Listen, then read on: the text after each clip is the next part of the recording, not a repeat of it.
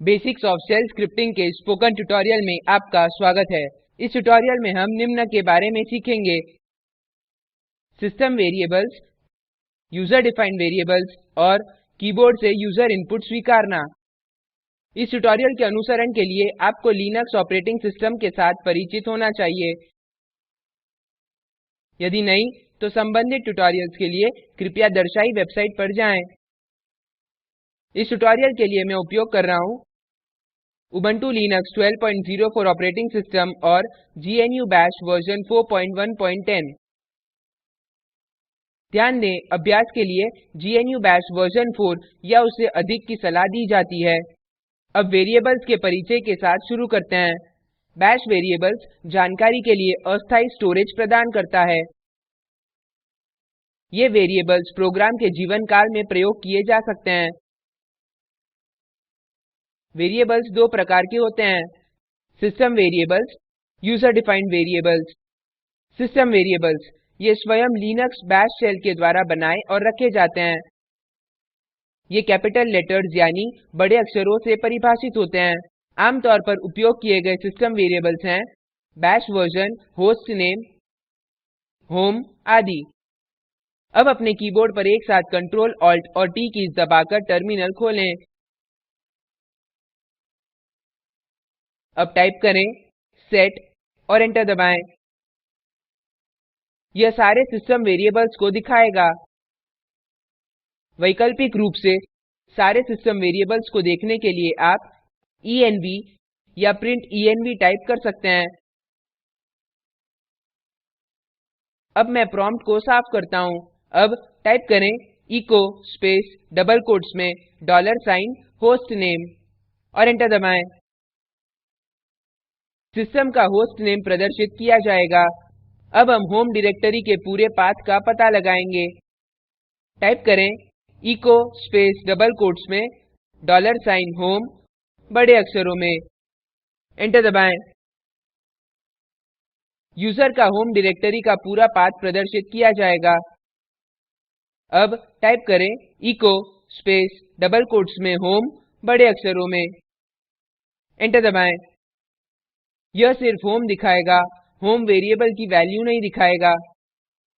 अतः वेरिएबल की वैल्यू दिखाने के लिए प्रत्येक वेरिएबल के शुरुआत में $साइन प्रयोग करना जरूरी होता है। अब स्लाइड्स पर वापस आते हैं। यूजर डिफाइंड वेरिएबल्स ये वेरिएबल्स यूजर के द्वारा बनाए और संभाले जाते हैं।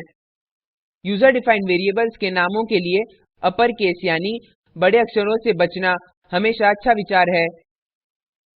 यह यूजर डिफाइंड और सिस्टम वेरिएबल्स के बीच में अंतर करने को आसान बनाता है। अपने टर्मिनल पर वापस आते हैं। टाइप करें username equals to sign Sunita. ध्यान दें कि यूजरनेम इक्वल्स टू साइन और सुनीता के बीच कोई भी खाली स्थान नहीं होना चाहिए। अब एंटर दबाएं। यूजरनेम वेरिएबल की वैल्यू दिखाने के लिए टाइप करें echo space डबल quotes में $username एंटर दबाएं। यह आपके टर्मिनल पर सुनीता दिखाएगा। वेरिएबल की वैल्यू अनसेट की जा सकती है। अपने टर्मिनल पर वापस आते हैं। unset कमांड प्रयोग करके वेरिएबल की वैल्यू अनसेट की जा सकती है। इसके लिए रचनाक्रम unset वेरिएबल नेम है। अब पिछला उदाहरण प्रयोग करते हैं जहां हमारा वेरिएबल यूजरनेम है। टर्मिनल पर जाते हैं। अब टाइप करें unset space username एंटर दबाएं। अब जांचते हैं। टाइप करें echo space डबल quotes में $username एंटर दबाएं। टर्मिनल पर कुछ भी प्रदर्शित नहीं किया जाएगा। इसका मतलब है कि वेरिएबल यूजरनेम की वैल्यू हटाई जा चुकी है। अब अपनी स्लाइड्स पर वापस आते हैं। ग्लोबल और लोकल वेरिएबल्स शेल स्क्रिप्ट में यूजर डिफाइंड वेरिएबल्स ग्लोबली या लोकली घोषित किए जा सकते हैं। डिफॉल्ट रूप से सारे वेरिएबल्स ग्लोबल हैं। इसका मतलब फंक्शन के बाहर और अंदर उनकी वैल्यूज समान बनी रहती हैं। अब सीखते हैं कि वेरिएबल्स को ग्लोबली और लोकली कैसे घोषित करते हैं। टर्मिनल खोलें और टाइप करें gedit space g underscore variable dot sh space ampersand sign। gedit text editor है, g underscore variable dot sh हमारी फाइल का नाम है और ampersand prompt को खाली करने में प्रयोग होता है। एंटर दबाएं। यहाँ अपने g underscore variable dot sh file में दिखाए गए की तरह कोड टाइप करें। अब मैं कोड समझाता हूँ। हैश और एक्सक्लेमेशन चिन्ह के साथ पहली लाइन shebang या bang लाइन है। Username equals to sunita user defined variable है और यह ग्लोबली घोषित किया गया है। echo फंक्शन के बाहर स्ट्रिंग को प्रदर्शित करेगा और $username वेरिएबल यूजरनेम की वैल्यू प्रिंट करेगा। इस प्रकार हमने bash स्क्रिप्ट में फंक्शन परिभाषित किया। फंक्शन्स के बारे में विस्तार में चर्चा हम आगे के ट्यूटोरियल्स में करेंगे। यह फंक्शन का ढांचा है। यहाँ यूजरनेम की वैल्यू के साथ एक अन्य मैसेज इनसाइड फंक्शन प्रदर्शित किया जाएगा। यहाँ हम फंक्शन को कॉल करते हैं।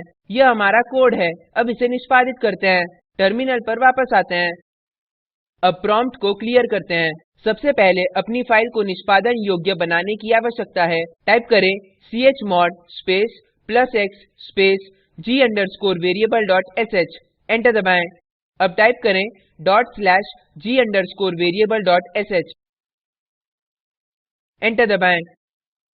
आउटपुट देखें। फंक्शन के बाहर यूजरनेम वैल्यू सुनीता लेता है। फंक्शन के अंदर भी यूजरनेम समान वैल्यू सुनीता लेता है। ऐसा इसलिए है क्योंकि फंक्शन के बाहर यूजरनेम को ग्लोबली घोषित किया गया था। आगे सीखते हैं कि वेरिएबल को लोकली कैसे घोषित करते हैं। टाइप करें gedit space l underscore variable dot sh space ampersand sign। Enter दबाएं। यहाँ अपने l underscore variable dot sh file में दिखाए गए की तरह कोड टाइप करें। अब मैं कोड समझाता हूँ।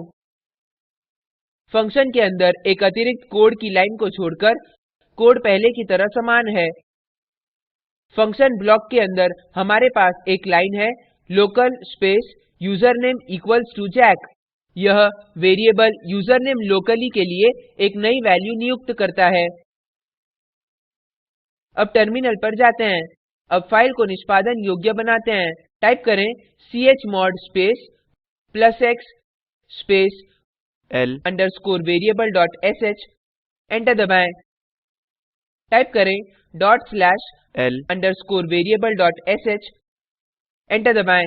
आउटपुट प्रदर्शित होता है। फंक्शन के बाहर यूजरनेम वैल्यू सुनीता लेता है, जबकि फंक्शन के अंदर यूजरनेम वैल्यू जैक लेता है। ऐसा इसलिए है क्योंकि फंक्शन के अंदर यूजरनेम इस वैल्यू को लोकली नियुक्त किया गया है। अब जल्दी से देखते हैं कि कीबोर्ड से यूजर इनपुट कैसे प्राप्त होता है।